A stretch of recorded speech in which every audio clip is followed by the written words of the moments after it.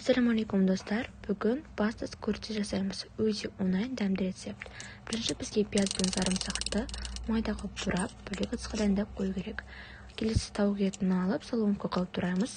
Тез пісуі үшін майда қылып тураған дұрыс.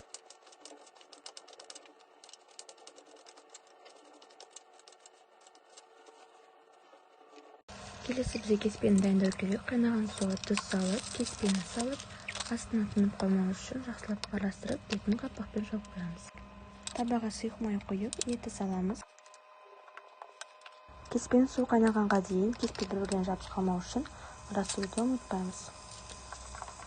Тауық етін қойған кезде дәмдеуіштерді қосамыз. Қызыл, қара және хмели сумели тұзды салып, жақсылап тұрып араластырып, бетін жауып қоямыз.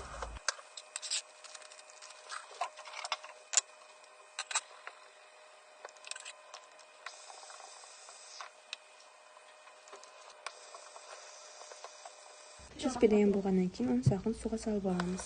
Етті бөлек ыдысқа алып, оның орнына сарымсақ пен пиязды салып, сол табаға жақсылап түріп қуырамыз.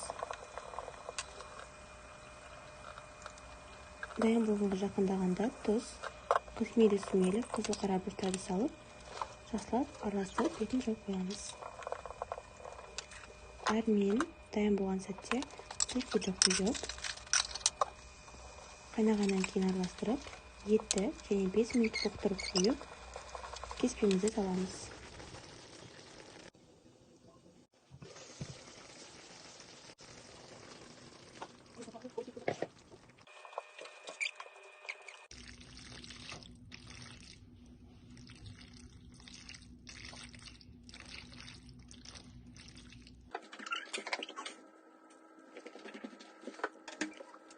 Дайын болғаннан кейін сырды сеуіп, қаламызша әрлейміз.